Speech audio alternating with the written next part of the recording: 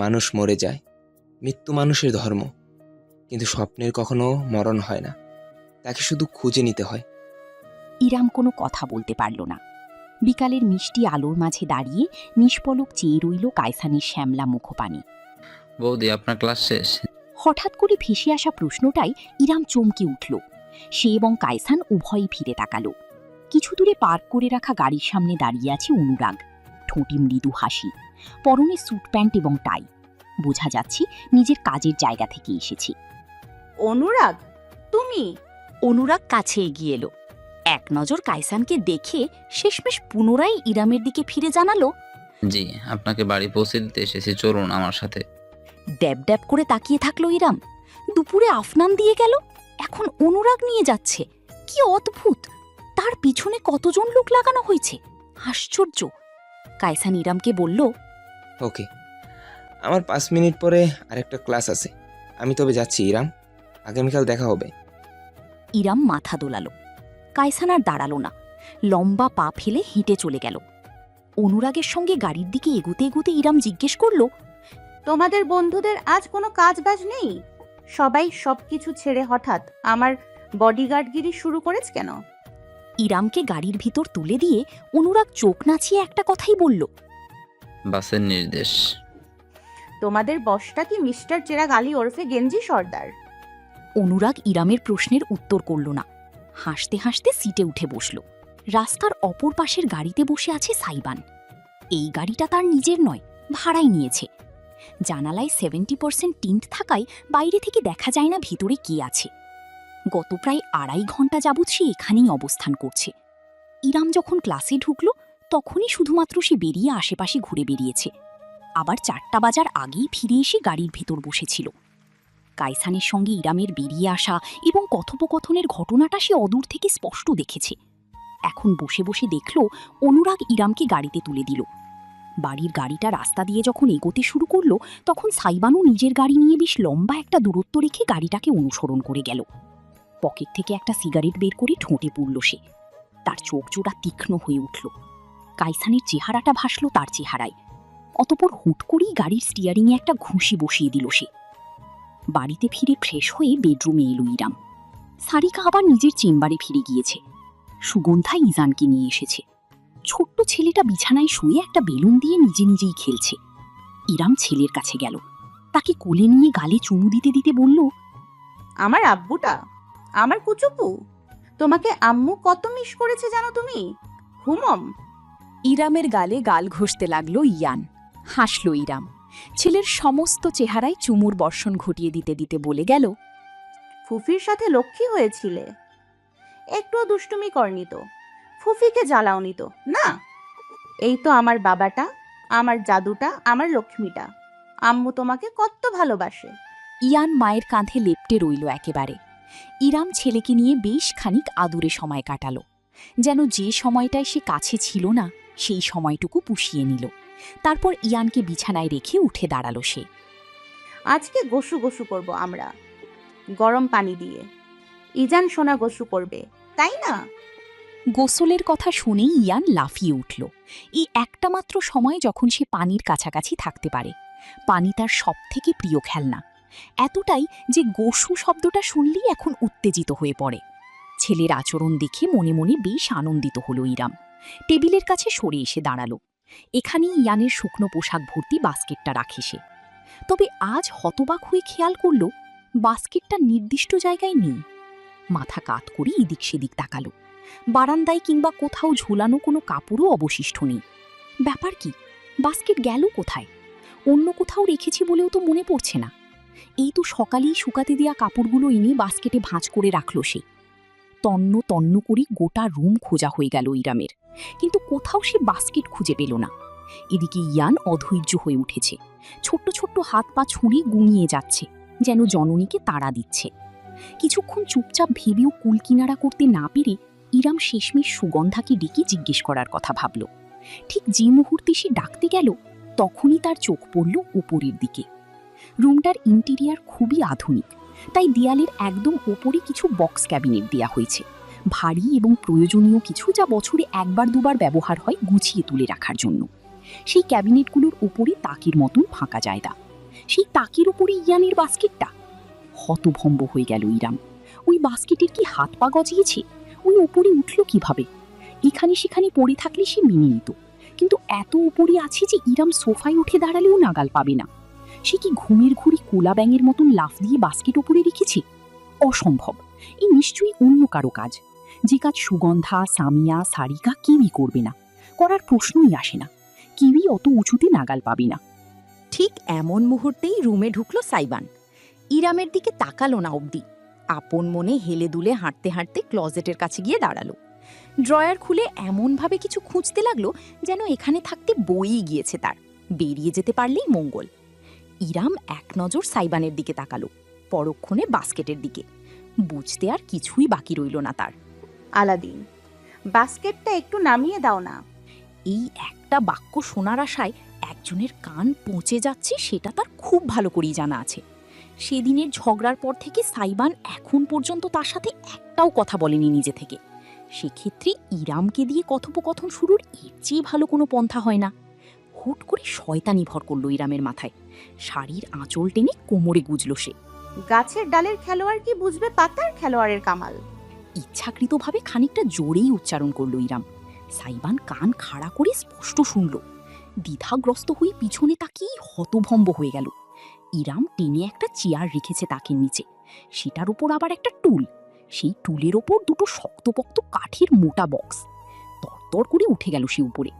একপাশের দেয়ালের থামে ভর দিয়ে ভারসাম্য রেখে অপর হাতটা তুলে ছুঁয়ে দিল বাস্কেটের ঝুলে থাকা হাতলটা।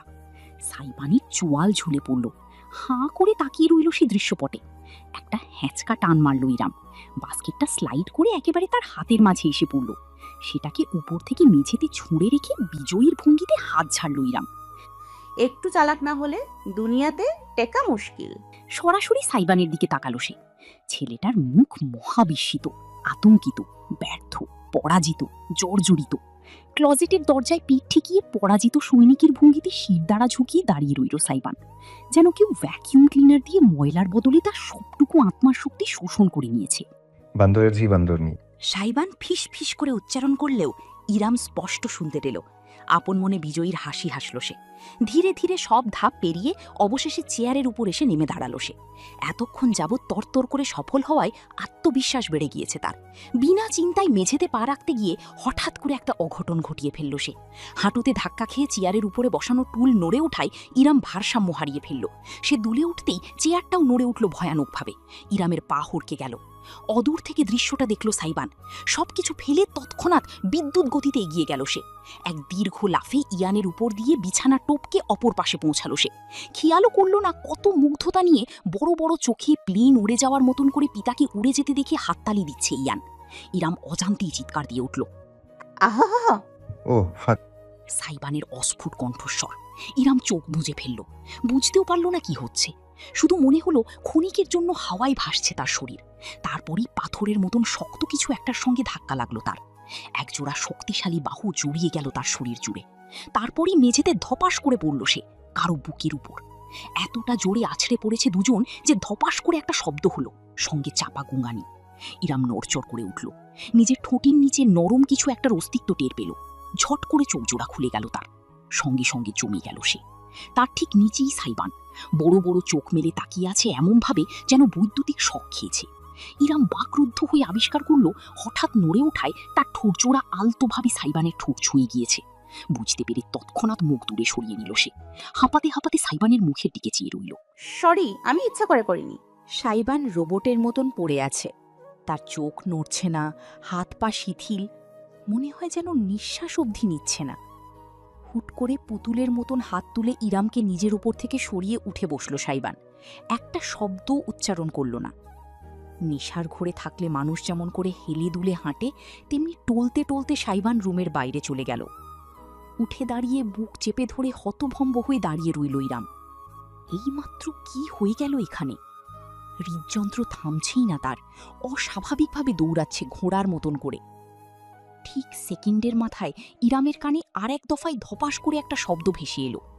তারপরই সুগন্ধার চিৎকার, আম্মা, ভাইজান সিঁড়ি দিয়া পিছলাইয়া পইরা গেছে। আহ, আউচ, আস্তে।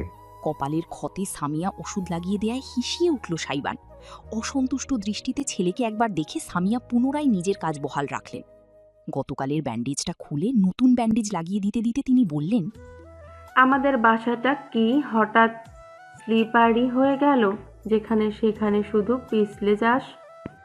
মম, লাগছে। লাগাই উচিত। দিবা স্বপ্ন দেখতে দেখতে সিঁড়ি দিয়ে নামছিলি নাকি? 25 বছরের একটা ধামড়ি ছেলে জীবনে এতগুলো বছরে একবার ও এদিকে সেদিকে কোথাও পা হড়কে পড়লো না। সে আজকাল শুকনো মাটিতে আছাড় খায়। সুগন্ধা না দেখলে আমার কাছে আসতি বলে তো মনে হয় না। ওই দুর্গন্ধ যত নষ্টের গোড়া, ওটাকে বিয়ে শাদী দিয়ে তাড়াতাড়ি এই বাড়ি থেকে বিদায় করো। হ্যাঁ, তারপর উঠতে বসতে হুকুমের ছড়ি ঘুরাবি কার ওপর? বিয়ে শাদী সৃষ্টিকর্তার দান।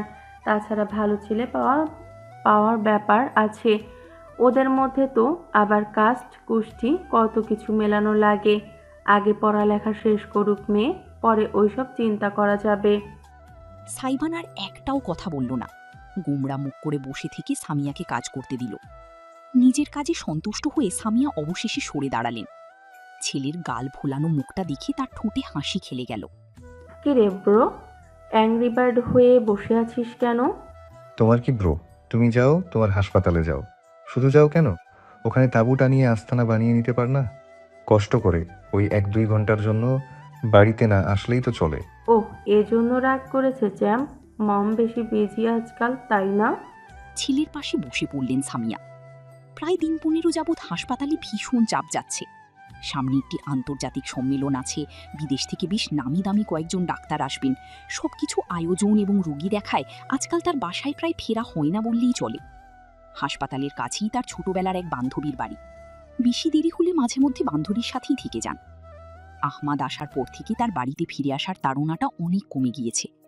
মনটা কেমন অশান্ত, কিন্তু ছেলে মেয়েদের সেসব বুঝতে দিতে চান না, তাই হাসপাতালের বাহানা ব্যবহার করে চলেন। হাত বাড়িয়ে সামিয়ানের মাথার চুলে বিলি কেটে দিতে লাগলেন তিনি। ছেলেও চোখ বুজে বিড়াল ছানার মতন তার কোল ঘেঁষে শুয়ে পড়ল। এই সময়টা তার ভীষণ প্রিয়, যখন তার চঞ্চল ছেলেটা বাইরের জগৎ ছেড়ে এসে তার কোলে আশ্রয় নেয়। আমি তো ভাবলাম বাড়িতে মানুষ প্রাইভেসি পাবে, কিন্তু দেখছি তো হিতে বিপরীত। তারপর বল ব্রো, আলাদা রুম থেকে বিবাহিত জীবনের স্বাদ কেমন নিচ্ছিস? সামিয়ানের শান্ত মুখটা কুঁচকে গেল। জিভে চুপ করে বিরক্তিবোধক একটা শব্দ তুলে সে বলল, জরিনার আম্মা শকিনার জন্য আমি কালকেই ছেলে দেখা শুরু করব। সিসিটিভিটা আমাকে এক দণ্ড শান্তি যদি দিত। এভাবে বলছিস কেন? খবর সারিকাও পাচার করে থাকতে পারে। ওই ছেড়ির থেকে চিল মানুষ দুনিয়ায় 2টা নেই। She can not care less about this সাংসারিক ঝামেলা। সব দুর্গন্ধই করে। সারাদিন বসে বসে নাগিন সিরিয়াল দেখলে তো এই হবে। সিরিয়াসলি ব্রো, টপিক চেঞ্জ করছিস কেন? মমকে বলবি না? কি হয়েছে? গলার সুর পরিবর্তন করলেন সামিয়া। নরম হলেন ভীষণ। সাইবানের মাথায় বিলি কাটতে লাগলেন। ছেলে তার আর কোনো কথা বলল না, শান্ত হয়ে চুপটি করে রইল। ইরাম কিছু বলেছে সেদিনের ব্যাপারে? অবশেষে মুখ তুলে মায়ের দিকে তাকালো সাইবান। উনি আমাকে বলা কবে ছেড়েছে? সন্দেহ ওনার রন্ধ্রে রন্ধ্রে মিশে গিয়েছে। এভাবে বলছিস কেন? তিতলির বাবা মায়ের কাণ্ডে এখনো নারাজ বুঝি? আমি জানি না, আজকাল কথা হয় না। সাইবান কাঁধ তুলে ঠোঁট উল্টে এমনভাবে বলল যেন ইরামের সঙ্গে সে কথাবার্তা বলে না, এতে তার কিছুই যায় আসে না। অথচ সেই ডোন্ট কেয়ার মনোভাবের আড়ালে লুকিয়ে থাকা বিষণ্ণতাটুকু সামিয়া মা বলেই বোধহয় ধরতে পারলেন। বিলিকাটা থামিয়ে ছেলের বুকে হাত রেখে আলতো করে চাপড়াতে লাগলেন সামিয়া, যেন ঘুম পাড়াচ্ছেন। তার নমনীয় কণ্ঠস্বর বাজল সাইবানের কানে। আমি ইরামকে বুঝতে পারছি, তোকেও বুঝতে পারছি, আর আমার মনে হয় তোরা কেউই দোষী না। ইরাম একটা কালো অতীত থেকে বেরিয়ে এসেছে। হুট করে ওর নতুনভাবে কাউকে জোর দিয়ে বিশ্বাস না করাটা স্বাভাবিক। ওর মনের অবস্থাটা বোঝার চেষ্টা কর। নিজের আগে সবসময় ওকে ওর বাচ্চার কথাই ভাবতে হচ্ছে। ও চাইলেই এই বাড়ি থেকে চলে যেতে পারবে না, কারণ ওই বাচ্চা। দেখ ভাগ্যের কাছে কতটা অসহায় একটা মানুষ। ওর ফ্রাস্ট্রেটেড হয়ে যাওয়াটাই নর্মাল। এই যে তুমি মাত্রই বললে তুমি নাকি আমাকেও বুঝতে পারছো মম, তাহলে তোমার সমস্ত কথায় শুধু ওনার পক্ষে সাফাই কেন? সামিয়ার হাঁটু আঁকড়ে ধরে কোলে মুখ গুজে রাখল সাইবান। তার গম্ভীর কণ্ঠস্বর ভেসে এলো। আম ট্রাইং, ওকে, কিন্তু চেষ্টা তো শুধু একজন করলে হবে না। এক নৌকায় যদি দুজন মাঝি থাকে তাহলে দুজনকেই সমান তালে নৌকা বাইতে হবে। যদি একজনই বাইতে থাকে আর অন্যজন হাল ছেড়ে আয়েশ করে, তাহলে তো নৌকা বেশি দূর এগোবে না। সামিয়া মুখ নামিয়ে ছেলের মাথায় একটা স্নেহের চুমু খেলেন। তারপর তার কানের কাছে গিয়ে মোলায়েম গলায় বললেন, যে কথাগুলো আমাকে বলেছিস সেগুলো ইরামকে সরাসরি কেন বলিস না? একটা সম্পর্ক ধরে রাখার মূল ভিত্তিই হলো কমিউনিকেশন। একে অপরকে না বোঝাটা কোনো ফ্যাক্ট না, ফ্যাক্ট হলো নিজেদের অনুভূতিগুলো সৎভাবে একে অন্যের সাথে শেয়ারটা না করা। ইরাম চাপা স্বভাবের, তাই যোগাযোগটা তাকেই আগ বাড়িয়ে শুরু করতে হবে। হ্যাঁ, যদি এরপরও সমাধান না হয় সেটা অন্য ব্যাপার, কিন্তু শুরু তো কাউকে না কাউকে করতে হবে, বল? তুমি আর ড্যাডও তো কমিউনিকেশন করো না, মম। সাইবান এমন একটা কথা একদম বেখেয়ালে বলবে সামিয়া আশাও করেননি। সম্পূর্ণ জমে গেলেন তিনি। ছেলে তার দিকে তাকিয়েনি, কোলে মুখ গুজে আছে। যদি তাকিয়ে থাকতো তাহলে অপরাধ বোধ ছাড়া কি তিনি ওই চোখের দৃষ্টি দেখতে পারতেন? কোনোদিন না।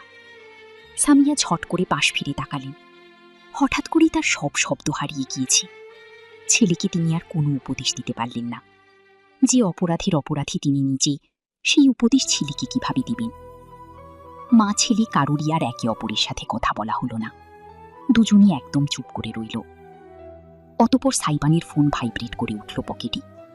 মায়ের কাছ থেকে নিজেকে ছাড়িয়ে সে ফোন রিসিভ করল।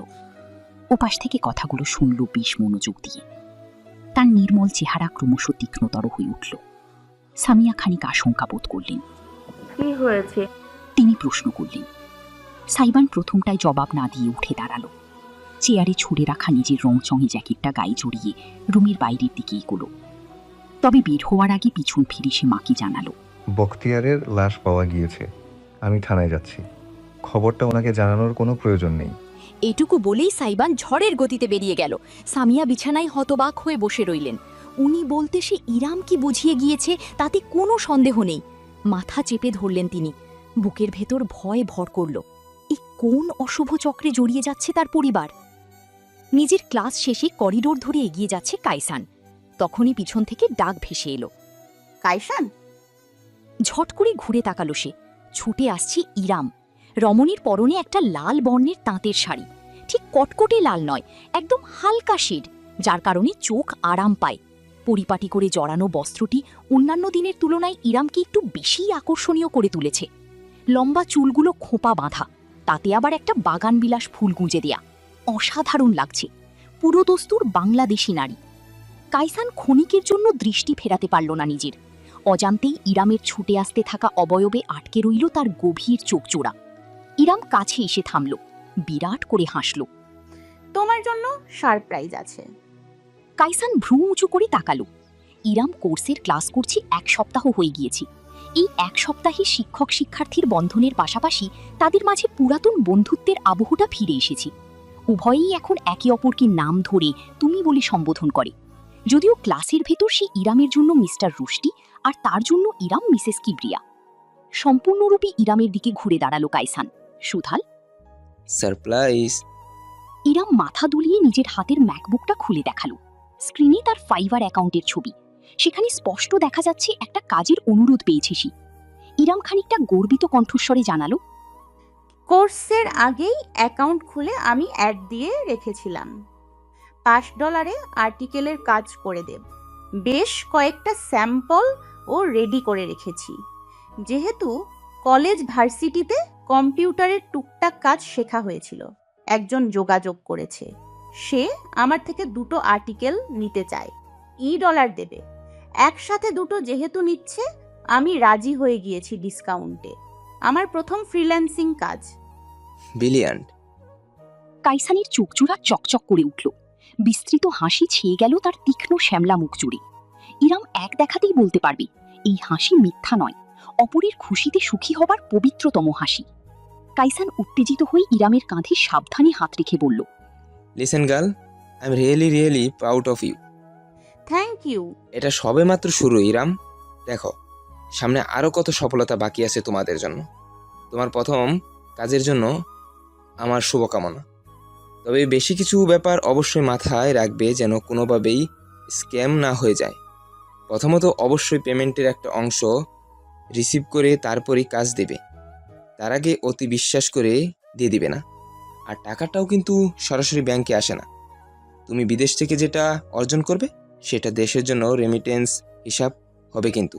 সো ইরামকে হাজার রকম উপদেশ দিতে দিতে পাশাপাশি হাঁটতে লাগলো কায়সান। ইরামের ভালোই লাগলো, একদম গুরুজনের মতন কোনটা কিভাবে করতে হবে, কোনটা করা যাবে না সেসব বুঝিয়ে দিতে লাগলো কায়সান। মনে মনে ভাবল সে $8 আহামরি কিছু নয়, কিন্তু এই সূচনাটাই দরকার ছিল ইরামের। প্রায় বাইরের সিঁড়িতে পৌঁছে গিয়েছে দুজনে। কায়সানের ক্লাস না থাকলে সে ইরামকে প্রতিদিন বাইরে গাড়ি অবধি পৌঁছে দেয়। আজও ব্যতিক্রম ঘটেনি। সিঁড়ি বেয়ে নামতে নামতে হাসি মুখে সে বলল, তারপর বলো, নিজের প্রথম ফ্রিল্যান্সিং উপার্জন দিয়ে কি কি করবে? $1 বাংলাদেশি টাকায় ডায়াসর ডিশের মতন পড়বে। ভ্যাট ট্যাক্স আছে। তুমি কি চাও তোমাকে কিছু গিফট করি? ইরামের প্রস্তাবে কায়সান হাসল। এক প্লেট ফুচকা খাওয়ালে কিন্তু কিছুই মনে করব না। তুমি এত লো মেইনটেনেন্স।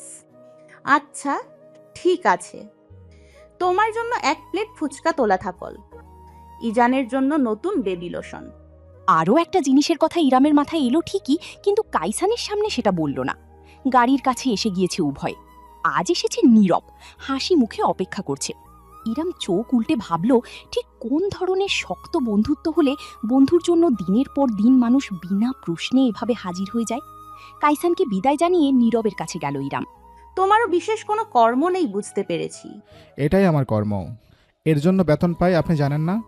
একগাল হেসে বলল নীরব। ইরাম সন্দেহের নজরে তাকালো। সত্যি বেতন পায় নাকি মজা করল? মাথা ঘামালো না আর, শুধু দিন গুনছে সে। দেখবে আর কতদিন সাইবান এই চোর পুলিশ খেলা জারি রাখতে পারে তার সাথে। আচ্ছা, বাড়িতে ফেরার আগে একবার সুপার শপে নামো, চিজ কিনতে হবে। বাড়িতে ছিল না। চিজ পাস্তা বানাব আজ, তুমিও ইনভাইটেড। আরে ভাবি, আপনি তো জোস। দুজনই গাড়ির ভেতর উঠে বসলো। কিছুক্ষণ বাদে মাঝ রাস্তায় সুপার শপের সামনে গাড়ি থামালো ড্রাইভার। ইরাম এবং নীরব বেরিয়ে ভেতরে ঢুকলো।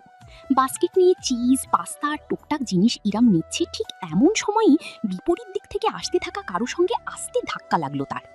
ও এক্সট্রিমলি সরি। ইরাম সরে দাঁড়াতেই খানিক অবাক হয়ে গেল। তার সামনে দাঁড়িয়ে আছে তিতলি। একটা কার ঠেলে আসছিল, পরনে টাইট টপ আর ঢোলা ট্রাউজার। কি যেন চিবুচ্ছে, চিবিং গাম বোধ হয়। ইরামকে দেখে চোখে বুঝি তারা ফুটে উঠল মেয়েটার। ও হ্যালো, ভাবিনি আপনাকে এখানে এভাবে দেখতে পেয়ে যাব।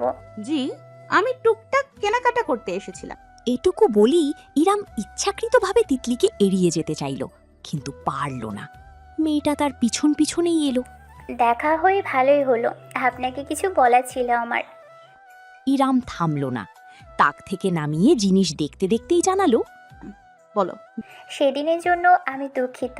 জিনির কাছে সরি বলেছি, কিন্তু আপনাকে বলা হয়নি। জিনি, খানিকটা অবাক হলো ইরাম। এবার ফিরে তাকালো তিতলির দিকে।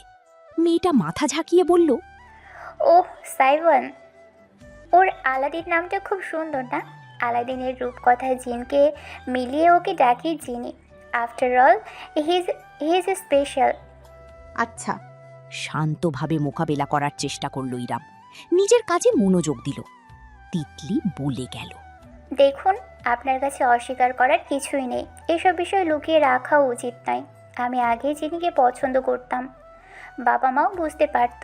এই জন্যই তারা ওই দিন সাহস করে আমাকে না জানিয়ে আগ বাড়িয়ে বিয়ের প্রস্তাব নিয়ে গিয়েছিল।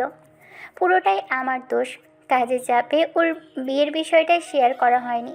আমার বাবা মায়ের কোনো দোষ ছিল না। আমি এজন্য ক্ষমাও চেয়েছি এবং চাইছি। তবে আপনি আমার বাবা মায়ের সঙ্গে যে ব্যবহার করেছেন সেটা কিন্তু বেয়াদবি ছিল। থমকালো ইরাম। তিতলির কথার মাঝে কোনো ভুল নেই।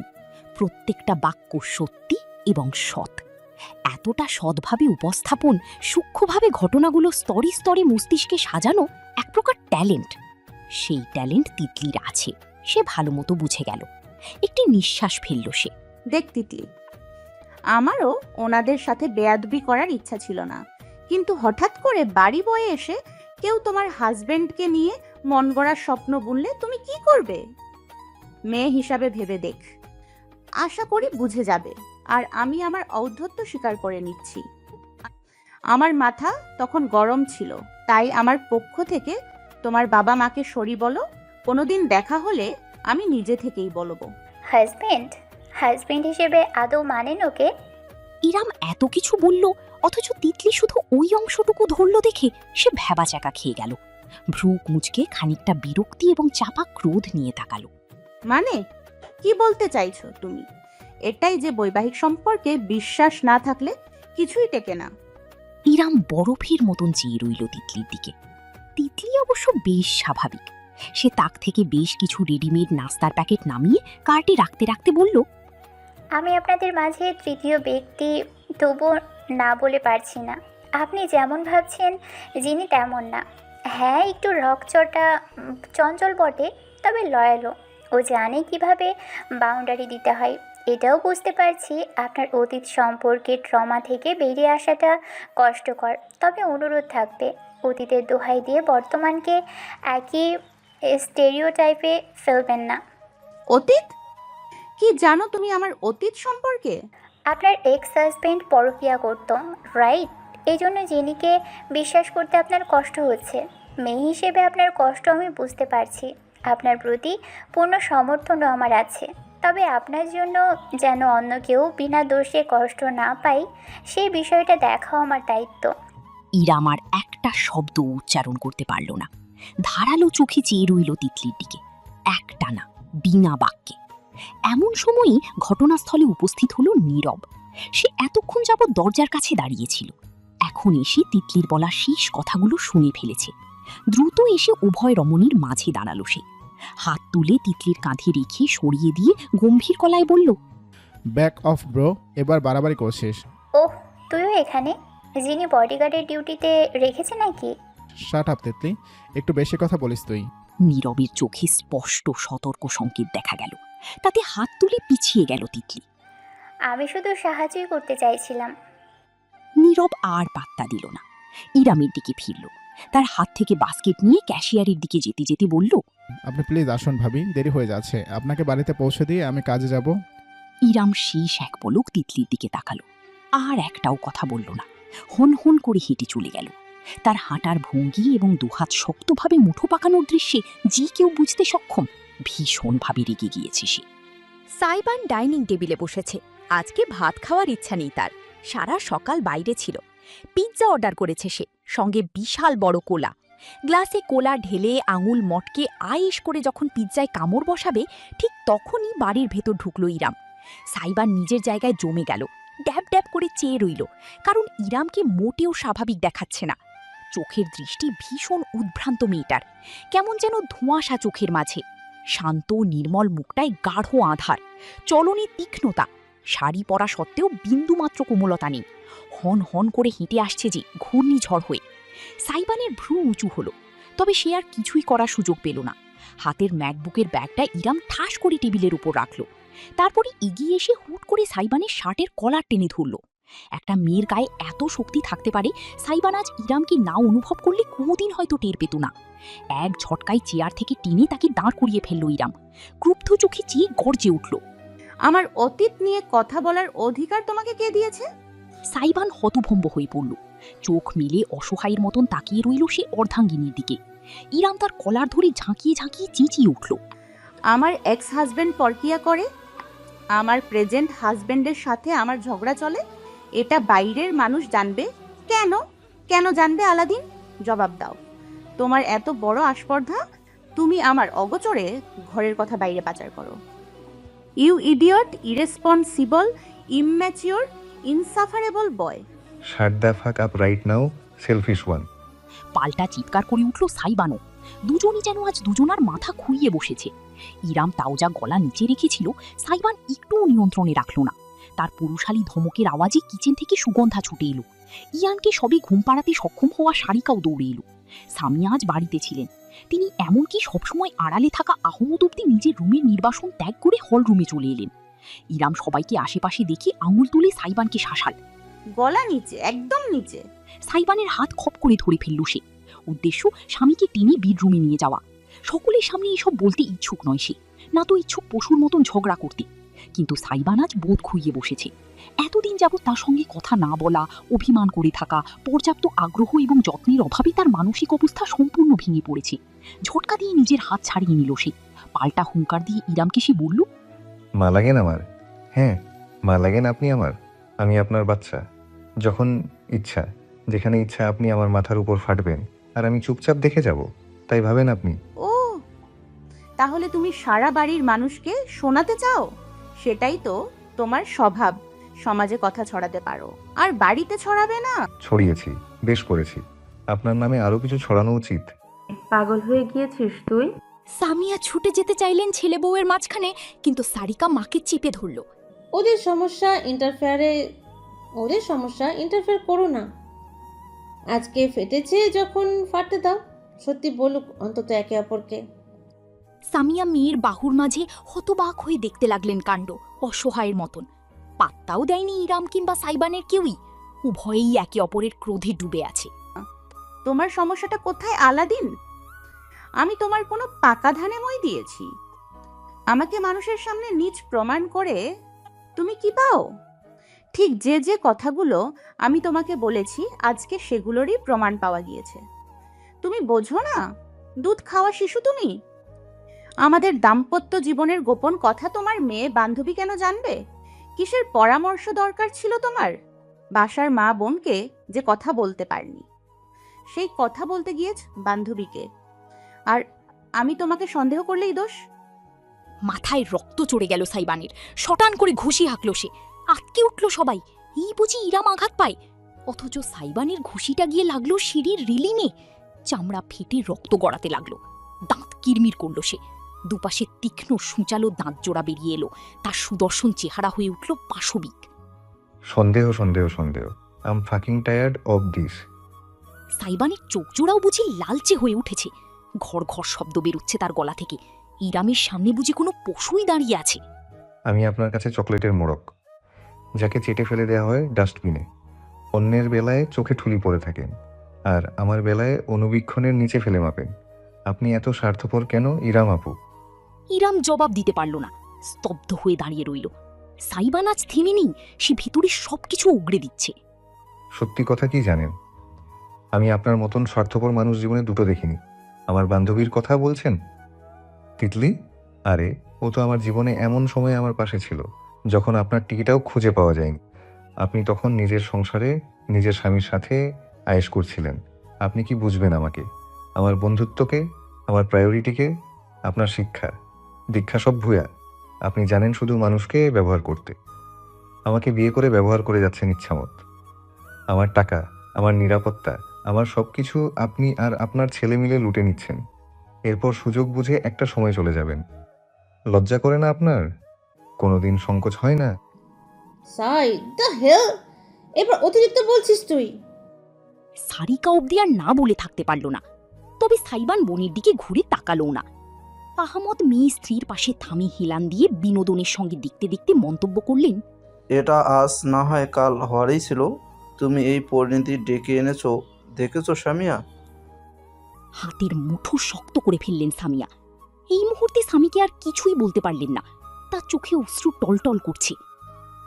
সাইবান এবং ইরাম কেউই আর পরিবারের জন্য থেমেনি। ইরাম অবশ্য নিশ্চুপ, কিন্তু সাইবানের একটা কথাও আর মাটিতে পড়ছে না। সে ক্লান্ত। বারবার অতীতের দোহাই দিয়ে সিম্প্যাথি কামাতে আসবেন না। এই পৃথিবী দয়ালু না, কেউ আপনাকে দয়া করবে না। আমাদের সবারই কোনো না কোনো অতীত আছে।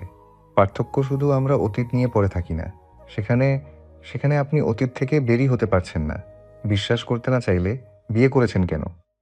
নাচতে নাচতে তো আমি যাইনি আপনার কাছে। অসহায় হয়ে আপনি এসেছেন, আর যখন আমি আপনার সাথে অ্যাডজাস্ট করে নিতে চাইলাম, তখনই আপনার সব সন্দেহ শুরু হয়ে গেল। হ্যাঁ, জান, আমি বাইরে প্রেম করি।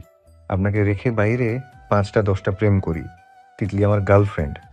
আপনাকে ডিভোর্স দিয়ে আমি ওকেই বিয়ে করব, কারণ আপনার মতো বউ থাকা আর না থাকা সমান।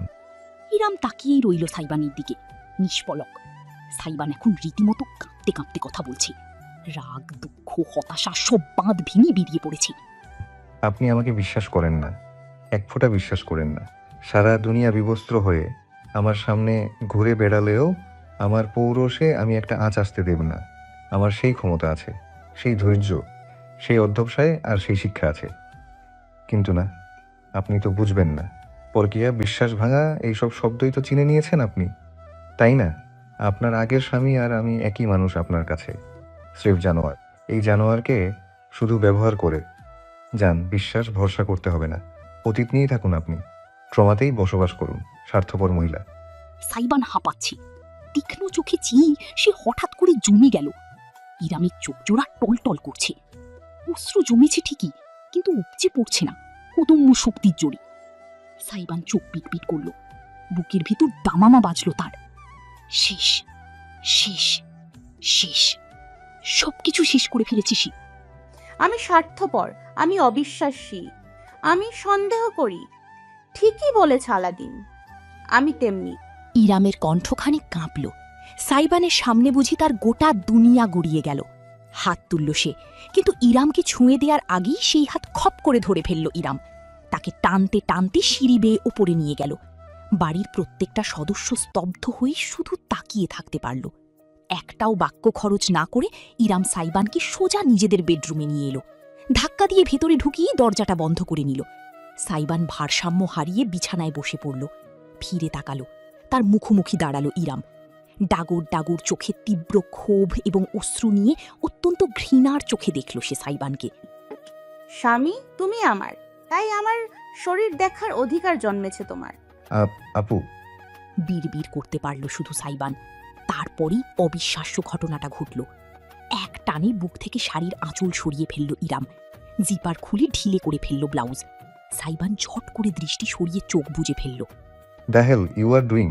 আমার দিকে তাকাও আলাদিন। ইরামের আদেশে চোখ খুলতে বাধ্য হলো সাইবান। অত্যন্ত সংকোচ নিয়ে মুখ ঘুরিয়ে তাকালো। সেখানেই তার পৃথিবী থমকে গেল। ইরামের কোমরে একটা হালকা ক্ষতের দাগ। কাপড় সরিয়ে ফেলায় তার উন্মুক্ত উদর জুড়ে লম্বা একটা তীক্ষ্ণ দাগ দেখা গেল, যেন অনেক সময় নিয়ে যত্ন করে মাংস কাটা হয়েছে। বুকের দিকটায় ঢেউ খেলানো ইলোপাথারি পোড়ার দাগ। আরও অনেক কিছুই আছে, কিন্তু সাইবান দেখার সাহস পেল না। তার হৃদস্পন্দন থমকে গিয়েছে। ইরামের অশ্রু অবশেষে গড়িয়ে পড়ল।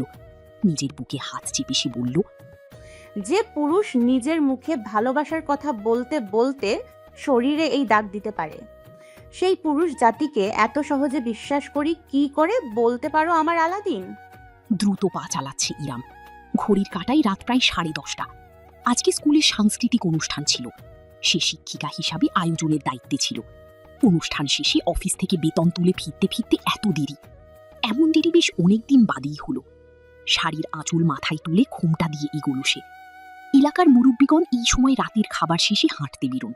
মোড়ের টং দোকানে চা সিগারেটের আড্ডায় মাতেন। আজও ব্যতিক্রম নয়। 3-4 জন বৃদ্ধ এবং মধ্যবয়স্ক পুরুষদের একটা দল আইস করে চা খেতে খেতে আলাপ করছে। ইরাম রাস্তার অপর পাশ দিয়ে যাচ্ছে। ঘোমটাটা একটু লম্বা করেই টেনে দিল এবার। মুরব্বীদের দৃষ্টিতে পড়তে চায় না, কিন্তু পড়তে হলো। সঙ্গে সঙ্গে আড্ডার বিষয়ও বদলে গেল। বুঝলেন রফিক মিয়া, মাইয়া মানুষ 20তেই বুড়ি, 30-এ দাদি। বিয়া শাদি ছাড়া মাইয়া গো সুখ নাই, সংসার ছাড়া কোনো গতি নাই। আজকালকার মাইয়াগো দেখছেন কেমন বেটা মানুষের মতন এদিক সেদিক দৌড়ে বেড়ায়, রাত বিরাতে রাস্তায় রাস্তায় হাঁটে, এরপর অঘটন ঘটলেই সব পুরুষগো দোষ। আরে তুই মাইয়া মানুষ, তোর ইজ্জতের চিন্তা নাই? ঠিক ঠিক। অদূর থেকে হেঁটে গেলেও আসরের আলোচনার বিষয়বস্তু যে ইরাম স্বয়ং, এটা বুঝতে তার বেগ পোহাতে হলো না। পাত্তা না দিয়ে সে হাঁটার জোর বাড়ালো। ঠিক তখন ডাক ভেসে এলো এক মুরব্বির। কি গো ইরাম্মা, আইলা কোন দিক দিয়া? হ্যাঁ, গুরুজন। উত্তর না দিলে বেয়াদবি হবে, তাই ইরাম থামল। খানিকটা কাছে এগিয়ে গিয়ে সালাম দিল। আসসালামু আলাইকুম। এই তো, স্কুলে আজকে ফাংশন ছিল, তাই একটু দেরি। রাওয়াত আর ইয়ান মিয়া কি তোমারে আনতে যাইতে পারে না? একলা মাইয়া মানুষ রাত বিরাতে খালি দৌড়াদৌড়ি করো, বিপদ আপদ হইলে। হ্যাঁ, রাহাত তো এখন কাজ করে, ইহানও পড়াশোনায় ব্যস্ত। ব্যাপার না চাচা, আল্লাহ যার সাথে থাকে তার ভয় কিসের? এই ভাই ভাই কইরাই তো জীবন যৌবনটা ধ্বংস করলা। তা মুখলেস মোল্লার পোলার সাথে নাকি তোমার সম্বন্ধ চলতেছিল? আগাইছে? আমাগো জানাইও মাইয়া, তোমার অভিভাবক তো এক প্রকার। তোমার একটা গতি হইলে আমরাও শান্তি পাই। হ্যাঁ, ইরাম একটি ঢোক গিলল। ভীষণ অস্বস্তি হলো তার। উক্ত মোখলেস মোল্লার ছেলের সাথে তার সম্বন্ধ আরও 1 মাস আগেই ভেস্তে গিয়েছে সেটা আর জানালো না। যেন ইচ্ছা করেই তাকে নিচু প্রমাণ করে আত্মিক শান্তি লাভের উদ্দেশ্যে গুরুজন নামক মানুষগুলোর পক্ষ থেকে প্রশ্নটা করা হয়েছে। মাথা নিচু করে ইরাম বলল, জি চাচা, দরকার পড়লে অবশ্যই জানাবো। সালাম দিয়ে চলে এলো ইরাম। পিছন ফিরে তাকালো না, শুনলও না কিছু। তাকে ঘিরে এলাকায় গালগল্পের অভাব নেই। একমাত্র মেয়ে যে 30 ছুঁয়েও এখনো বিয়ের পিড়িতে বসতে পারেনি। সমাজের মানুষগুলোর জন্য সে বিশ্বের অষ্টম আশ্চর্য, ঠিক তেমনি কটাক্ষের বস্তু। বছর বছর ধরে এসব ইরামের গায়ে সয়ে এসেছে, এখন আর বুকে লাগে না। এতগুলো বছর যখন একটা পরিবারের পিছনে দিয়েছে, তখন আর কিছুটা সময় কি হয়। যদিও ইরামের আজকাল মনে হয় সে আজীবনই সংসারটার ঘানি বইই বাঁচবে, আর 5টা মেয়ের মতন তার নিজের সংসার বলে কিছুই কোনোদিন হবে না। মুন্সিবাড়ির মানুষগুলো এখনো জাগ্রত, এত জলদি ঘুমায় না। ইরাম আস্তে করে গেট খুলে ভেতরে ঢুকল। জুতা খুলে প্রতিদিনের মতন তাকে রেখে পা মুছে ভেতরে এলো নিঃশব্দে। বহু কষ্টে একটা বেসরকারি প্রাইমারি স্কুলে সে গত বছর টিচার হিসেবে জয়েন করেছে। বেতন 20,000। আজ এই মাসের বেতনটা হাতে পেয়ে দিয়েছে। প্রতি মাসে বেতনের অর্ধেক টাকা সে সাংসারিক খরচ হিসেবে দিয়ে দেয়। এবারেও কোনো ব্যতিক্রম ঘটবে না। টাকা গুনতে গুনতে নিচতলায় রাহাতের রুমের দিকে এগোলো সে। স্বামী স্ত্রী উভয়ে কোনো গুরুত্বপূর্ণ আলোচনা করছে বোধহয়। বোঝার চেষ্টা করো, ইরাম আপুকে এভাবে দিনের পর দিন এই বাড়িতে রাখা সম্ভব না। আড়াল থেকে শোনার ইচ্ছা না থাকলেও ইরাম নিজের নামটা শুনে থমকালো। রাহাতের স্ত্রী মিথিলা নরম গলায় স্বামীকে বলছে, দেখো রাহাত, আমাকে কুটনি ভাইয়ের বউ ভেবো না। আমি শুধু বাস্তবতা বলছি। আমরা এতদিন একা ছিলাম, সমস্যা হয়নি, কিন্তু এখন আমরা আর একা নই। আমাদের যমজ সন্তান এসেছে দুনিয়ায়, ওদের দেখতে হবে, বড় করতে হবে। আজও ছোটটি আছে বলে বিশেষ প্রভাব পড়েছে না, কিন্তু যত বড় হবে তত আর্থিক আর মানসিক চাপ বাড়বে। আপুর বয়স হয়েছে, সমাজে মানুষ নানান ধরনের কথা বলে বেড়ায়। আপুর নামে ওইসব শুনলে আমারও খারাপ লাগে। উনি এই সংসারের জন্য কম করেননি, কিন্তু দিন শেষে ওটা ওনার নিজের সংসার না, আমাদের সংসার। ওনাকে আজ হোক কাল হোক নিজের সংসারে যেতেই হবে। আমিও ভাবছি মিথিলা, তোমার কি মনে হয় আমি হাত গুটিয়ে বসে আছি? বাবা নেই, আমার উপরেই তো দায়িত্ব এই সংসারের। নিজের বোনকে ভালো হাতে তুলে না দিয়ে শান্তি পাই, কিন্তু কিছু তো হচ্ছে না। আপুর বয়সের জন্য এমনিতেও সম্বন্ধ পাওয়াটা মুশকিল। যাও বা আসছে, দ্বিতীয় বিয়ে, আগের বাচ্চা আছে, প্রবাসী, মধ্যবয়স্ক, বৃদ্ধ। আমি কিভাবে এগোই? রাহাত বলল। মিথিলা মাথা ঝাঁকিয়ে ব্যক্ত করল, তো কি হয়েছে? মানুষ কি দ্বিতীয় বিয়ে করে না নাকি? ওই ছেলেদের সংসার অন্য কোনো মেয়ে করবে না? দ্বিতীয় তৃতীয় বিয়ে কোনো ব্যাপার না, আগের বাচ্চাও ব্যাপার না। আপুর বয়স হিসেবে ঠিকই আছে এসব। এখন তো তুমি কচি ছেলে পাবে না। কচি ছেলেরা আপুকে কেনই বা বিয়ে করবে? অদ্ভুত। তুমি যাই পাও তাই বিবেচনা করে দেখো। শুধু ভালো ঘরের মোটামুটি ব্যক্তিত্ববান ছেলে হলেই হবে। বিয়ের পর এমনিতেই মেয়ে মানুষকে অনেক কিছু অ্যাডজাস্ট করে চলতে হয়, যেমন আমি করছি। ইরাম এমন সময় দরজায় নক করল, যেন মাত্রই এসেছে। মিথিলা এবং রাহাত উভয়ই নিজেদের সামলে নিল। আস্তে করে ইরাম ভেতরে ঢুকল। মলিন হাসি মেখে তাকালো। এসে গিয়েছিস ভাই? খেয়েছিস রাতে? হ্যাঁ আপু, খেয়েছি। তুমিও যাও, ফ্রেশ হয়ে খেয়ে নাও। মিথিলা যাও, আপুর খাবারটা গরম করে দাও। মিথিলা মাথা নেড়ে স্বামীর আজ্ঞা পালন করতে এগোচ্ছিল। ইরাম তাকে থামালো। একটি হাত তুলে সেখানে 10,000 টাকা রেখে বলল, এই নাও, এই মাসের টাকাটা খরচ করো মনমত। আর বাবুদের জন্য কিছু লাগলে অবশ্যই আমাকে বলবে। ভাই আমার নতুন চাকরি পেয়েছে, এখনই এত ইনকাম করতে পারবে না। তাছাড়া তোমাদের সঞ্চয়ও তো জরুরি বল। আমি গেলাম। আর হ্যাঁ, খাবারটা গরম করতে হবে না তোমাকে, আমি নিজে করে নেব। সারাদিন বাবুদের পিছনে খাটতে থাকো, আজ একটু বিশ্রাম নাও। শুভরাত্রি। আর দাঁড়ালো না ইরাম। উল্টো ঘুরে রুমের বাইরে চলে গেল। সিঁড়ি বেয়ে উপরে নিজের রুমের দিকে উঠতে উঠতে সে ভাবল, মুরব্বীরা ঠিক বলেনি, 30 মেয়েরা শুধু দাদি হয় না, মরে যায়। ঠিক 2.5 মাসের মাথায় যখন ইরামের জন্য সম্বন্ধটা আসলো, তখন সে আর বিশেষ বিবেচনা করেনি। পাত্র নিজে থেকেই রাহাতের মাধ্যমে বাড়িতে প্রস্তাব পাঠিয়েছে। নাম অরণ্য মির্জা সওদাগর। রাহাতের ভাষ্যমতে বিরাট এক ব্যবসায়ী। গাজীপুরে নাকি 3টে ফ্যাক্টরি আছে। বয়সটাও ইরামের কাছাকাছি। বড় ঘরের ভদ্র সন্তান। সমস্যা হলো এতিম। বাবা মা আত্মীয় স্বজন বলতে 3 কুলে কেউ নেই।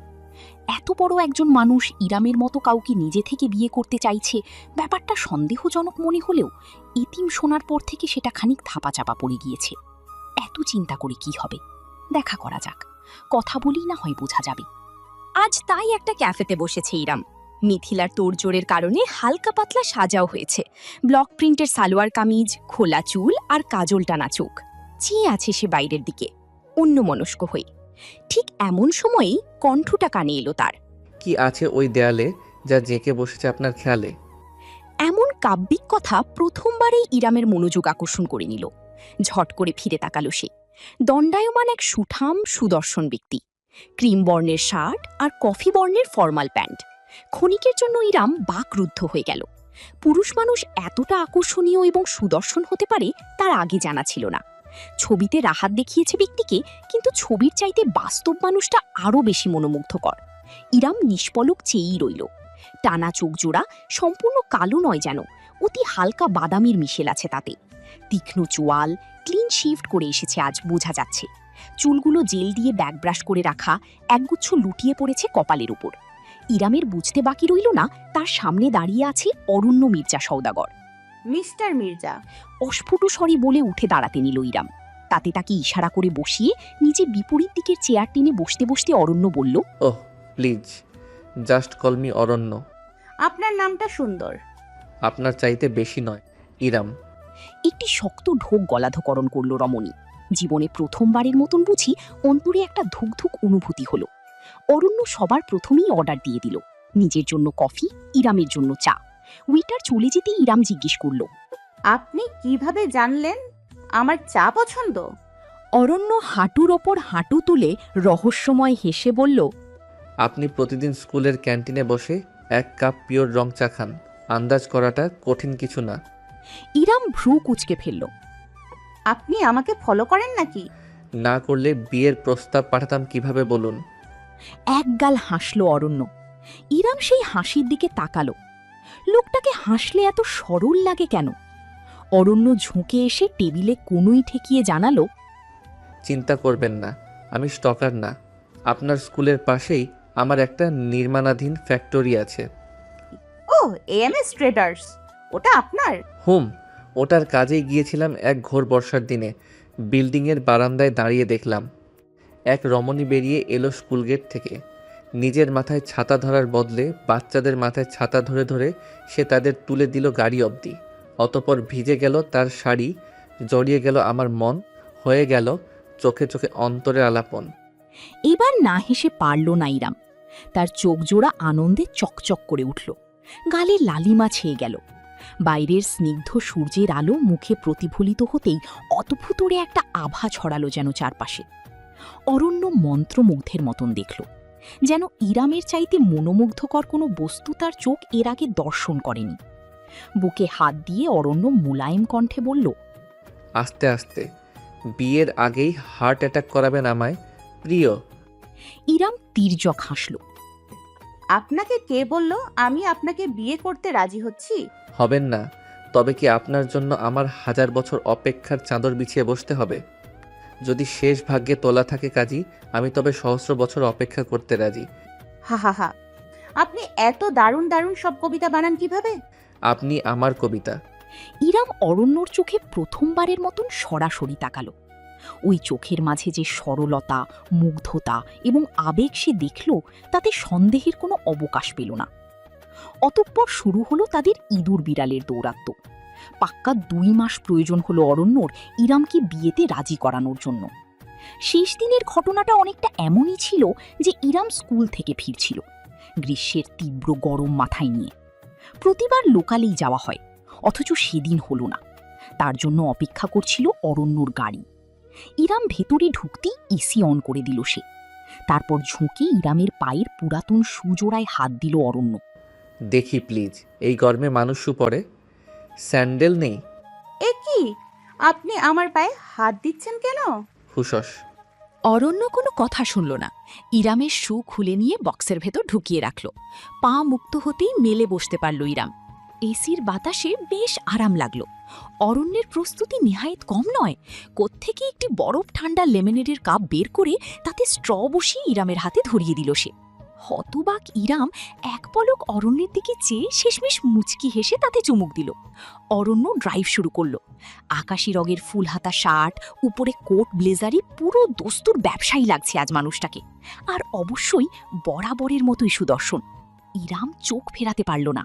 অরণ্যের গিয়ার ধরা, এক হাতে স্টিয়ারিং ঘোরানো, মনোযোগী দৃষ্টি, প্রত্যেকটা কার্যকলাপ সে খুঁটিয়ে খুঁটিয়ে দেখল। লেমিনেট গলায় যেতেই গরমটা চিরবিদায় নিল। অরণ্য কিভাবে কিভাবে যেন সবসময়ই বুঝে যায় ইরামের কখন কি প্রয়োজন। মনে হচ্ছে আমার কোনো চান্স নেই, তাই না? হঠাৎ করে বিষণ্ণ গলায় বলে উঠল অরণ্য। ইরাম তাতে ভ্যাবাচ্যাকা খেয়ে গেল। প্যাসেঞ্জার সিটে সোজা হয়ে বসে শুধালো, মানে আমার ভাগ্যটাই এমন, এই আর কি। মাথার উপরে বাবা মা গুরুজনের ছায়া নেই তো, তাই সহজে কেউ আগলে নিতে চায় না। ইরামের বুকের ভেতরটা খামচে ধরল কেউ বুঝি। অরণ্য স্টিয়ারিং ঘুরিয়ে রাস্তার দিকে দৃষ্টি রেখেই বলল, জীবনটা সহজ ছিল না। মানুষ ভাবে টাকা থাকলেই বুঝি সব আছে, অথচ আমার কাছে শান্তিটাই নেই। আপনার জানা আছে শান্তি কোথায় বিক্রি হয়? তবে নিজের জন্য কিনে বাক্স ভরে রাখতাম। কেন যেন নিজেকে রুখতে পারল না ইরাম। অজান্তেই নিজের হাতটা গিয়ারের উপর রাখা অরণ্যের হাতের উপর রাখল। আপনার বাবা মাকে খুব মিস করেন, তাই না? না, করি না। ওনারা চলে না গেলে বুঝতাম না দুনিয়াটা কত কঠিন। আত্মীয় নামক কালসাপগুলো সম্পত্তির লোভে কতটা ভয়ঙ্কর হতে পারে, সেটা ওনাদের বিদায় নেয়ার পরেই বুঝেছি। আপনার সুখের সময় সবাই আপনার পাশে থাকে, এরপর সুযোগ বুঝে হামলে পড়ে। আমার দুনিয়ায় এখন আছি শুধু আমি, আমার অর্জন আর আমার একাকিত্ব। আফসোস নেই। ইরাম নিজের হাতের বাঁধনটা আরেকটু শক্ত করে বলল, এখন থেকে আপনি আর আপনার অর্জন থাকবেন শুধু। একাকিত্বের ভারটা না হয় আমার উপর ছেড়ে দেবেন। অরণ্য সইতে পারল না। ব্রেক কষে তৎক্ষণাৎ গাড়ি থামিয়ে ফেলল। মাঝ রাস্তায় এভাবে হঠাৎ গাড়ি থামিয়ে ফেলায় আশেপাশের যানবাহন দ্রুত হর্ন বাজাতে লাগলো। চিৎকার চেঁচামেচি শুরু হয়ে গেল। অথচ অরণ্যের কোনো দিকে খেয়াল নেই। সে অপলক চেয়ে আছে ইরামের দিকে। ঝুঁকি এলো সে, রীতিমতো ফিস ফিস করে উচ্চারণ করলো, আরেকবার বলুন। ইরাম মোলায়েম হাসল। তার চোখে হালকা অশ্রু জলজল করল। একাকিত্বে দীর্ঘশ্বাস, মায়ায় অবিশ্বাস, আর বিয়েতে সর্বনাশ। আপনি নিজের সর্বনাশ করতে মুখিয়ে আছেন। কুয়াতে ঝাঁপ দেয়া ঠেকানোর সাধ্যকার? অরণ্য ঠোঁটে বিস্তৃত একটা হাসি ফুটল এবার। ইরামের হাতটা ধরে সে উপরে তুলল। প্রথমবারের মতন নিজের ঠোঁটের স্পর্শ ছুঁয়ে দিল কাজের কারণে রুক্ষ হয়ে আসা আঙুল জুড়ে। বলল, এই হাতে রুক্ষতা মানায় না, এতে আমি বুনব শুধুই কমলতা। শুনছেন আমার প্রিয়, আজ থেকে এই অরণ্যের হাজারো কাঁটার গাছের মাঝে একটিমাত্র ফুলগাছ আপনি। আজ ইরামের বিয়ে। কাবিন এবং যাবতীয় কাজ সকালেই হয়ে গিয়েছে। এখন শুধুমাত্র অনুষ্ঠান। যদিও ইরাম মত দিয়েছিল ছিমছাম অনুষ্ঠানের আয়োজন করবে। বেশি মানুষের উপস্থিতিতে সে স্বাচ্ছন্দ্য বোধ করে না। তবে শেষ মুহূর্তে অরণ্য বেঁকে বসেছে। না, ইরামকে সে চুপেচাপে বিয়ে করবে না। সমস্ত এলাকার মানুষকে দাওয়াত দিয়ে খাওয়াবে। যে মানুষগুলো এতদিন ইরামকে নিয়ে হাজার কথা চালাচালি করেছে, তাদের যদি একটু ভালো মতো আপ্যায়ন করা না হয় তাহলে কিছু হলো? ইরাম স্টেজের সামনে দাঁড়িয়ে দাঁড়িয়ে ফটোগ্রাফারের জন্য পোজ দিতে দিতে অদূরে দাঁড়ানো অরণ্যকে দেখছে। শেরওয়ানি পরনে লোকটাকে আজ অনন্য লাগছে। ইরাম থেকে থেকে স্বামীকে দেখে যাচ্ছে। একপাশে খাওয়া দাওয়ার ব্যবস্থা, সেখানে মানুষজন খেতে বসে পড়েছে। মুরব্বীরা সব একসঙ্গে প্লেটের পর প্লেট মাংস সাবার করছে। খেতে পারুক বা না পারুক, নিয়ার কমতি নেই। বিয়েবাড়ির এই অপচয়টা ইরামের একদম পছন্দ নয়। ফটোগ্রাফারকে বিরতি দিয়ে সে ভারী লেহেঙ্গা তুলে এগোলো টেবিলের দিকে। অরণ্য দাঁড়িয়ে আছে, সকলের খাওয়া দাওয়া ঠিকমতো হচ্ছে নাকি দেখছে। একজন মুরব্বী তাকে ডেকে কিছু বলতেই মুচকি হেসে অরণ্য বলল, ভালো করে খান চাচা। যার বিয়ে না হওয়ার চিন্তায় মাথার চুল উঠিয়ে ফেলেছেন, তার বিয়ের খাবারটা কেমন লাগছে? এই চাচাকে আরও 2 পিস রোস্ট দাও। ইরাম কাছে গিয়ে খপ করে অরণ্যর বাহু ধরে ফেলল। বাকিদের উদ্দেশ্যে জোরপূর্বক হেসে তাকে টেনে সরিয়ে নিয়ে এসে বলল, আপনি কি শুরু করেছেন? এভাবে বলে কেউ? ওমা, ওনারা বললে দোষ নেই, আমি পাল্টা বললেই দোষ। শোনো কবিতা, তোমার জন্য আমি করতে পারি ঝগড়া, আমার লাগবে না কোনো মহড়া, বাজাব শুধু নাগারা। হেসে ফেলল ইরাম। অরণ্যর বাহু চাপড়ে বলে উঠল, পাগল হয়ে গিয়েছেন আপনি। হুম, তোমাকে বউয়ের রূপে দেখে আমার সার্কিট হাউজে আগুন জ্বলে গেছে। এই জ্বালা শুধু আজকে রাতেই মেটানো সম্ভব হবে। তো বলছিলাম, যদি এখনই আমরা একটু প্রাইভেসি খুঁজে পেতে পারি তাহলে। ইরাম ভ্রু তুলে অরণ্যকে ধাক্কা দিয়ে সরিয়ে দৌড়ে চলে এলো। পিছন থেকে অরণ্যর খিলখিলে হাসির আওয়াজ ভেসে এলো। স্টেজের কাছে চলে আসতেই ইরামের চোখ পড়ল অনাকাঙ্ক্ষিত মানুষটার উপরে, সামিয়া মুন্সি। খালার বাড়িতে বেশ সংশয় নিয়ে দাওয়াত কার্ড পাঠিয়েছিল সে। ভাবেনি তিনি সত্যিই এসে পড়বেন।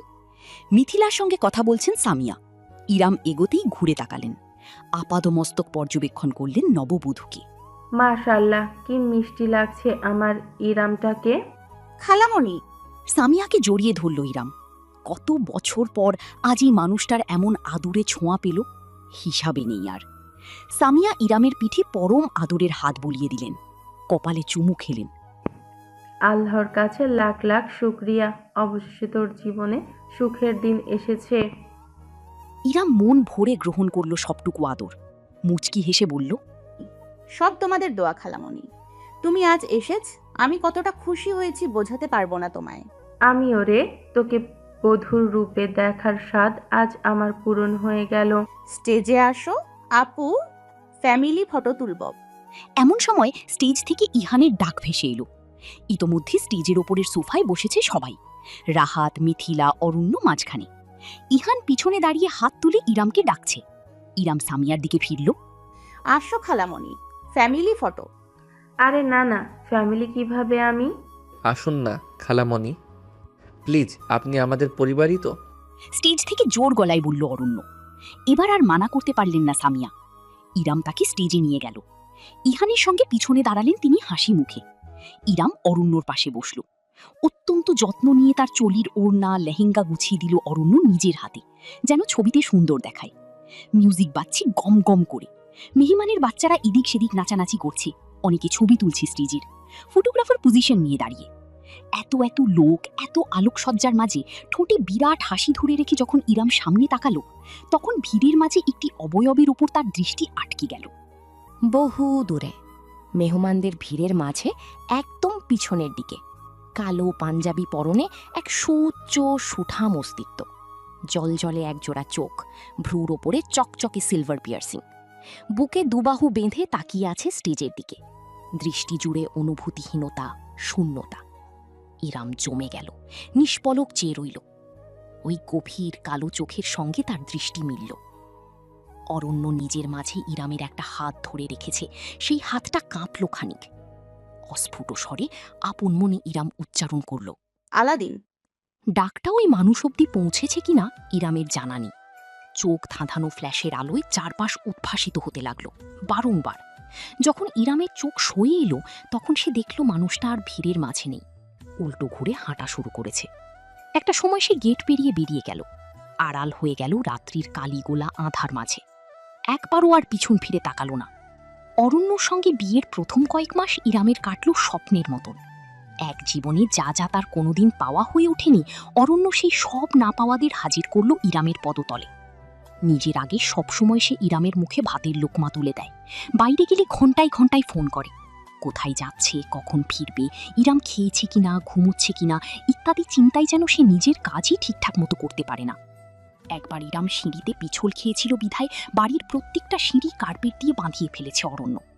সে ইরামকে উষ্ণ ভালোবাসার চাদরে গভীরভাবে মুড়িয়ে রেখেছে, যেন পারলে স্ত্রীকে সে শুকনো মাটিতে কষ্ট করে হাঁটতেও দেবে না, যেন আজীবন কোলে কোলে রাখবে। আজ প্রথমবারের মতন অরণ্যর গাজীপুরের একটি ফ্যাক্টরিতে এসেছে ইরাম। ভীষণ উত্তেজিত সে, বুক ভর্তি উচ্ছ্বাস এবং তীব্র আনন্দের জোয়ার। কিছুক্ষণ আগেই সে এমন একটি বিষয় সম্পর্কে নিশ্চিত হয়েছে, যা সম্পর্কে জানলে অরণ্য আনন্দে আত্মহারা হয়ে যাবে সে নিশ্চিত। গাড়ি থেকে সাবধানে নামল সে। অজান্তেই একটি হাত এসে থামল নিজের পেটের ওপর। মোলায়েম হাসল ইরাম, চোখে জল জল করল তারারা। এই দেহের ভেতর যে ছোট্ট প্রাণটি বেড়ে উঠছে তার হুদিশ পেলে অরণ্য কোন ধরনের পাগলামি করবে সেটা দেখার জন্য মুখিয়ে আছে সে। এর মধ্যেই আন্দাজ করতে পারছে ইরাম অরণ্য তাকে অঘোষিত লকডাউন দিয়ে বাসায় বসিয়ে ঠেলবে, পারলে নিজের অফিস টেনে বাসায় নিয়ে রাখবে। এক ফোঁটা একলা ছাড়বে না ইরামকে। এখন তো শুধু সিঁড়িতে কার্পেট মুড়িয়েছে, ভবিষ্যতে গোটা বাড়ির মেঝেটাই মুড়িয়ে ফেলবে। বেডরুমে অবধি সিসি ক্যাম লাগিয়ে রাখবে যেন কিছুটি স্ত্রী চোখের আড়াল না হয়। এমন ভাবতে ভাবতে ইরাম মহা উৎসাহে ভেতরে ঢুকলো। কয়েকজন লোক এদিকে সেদিকে হাঁটাহাঁটি করছে। ইরামকে দেখেই একজন এগিয়ে এলো।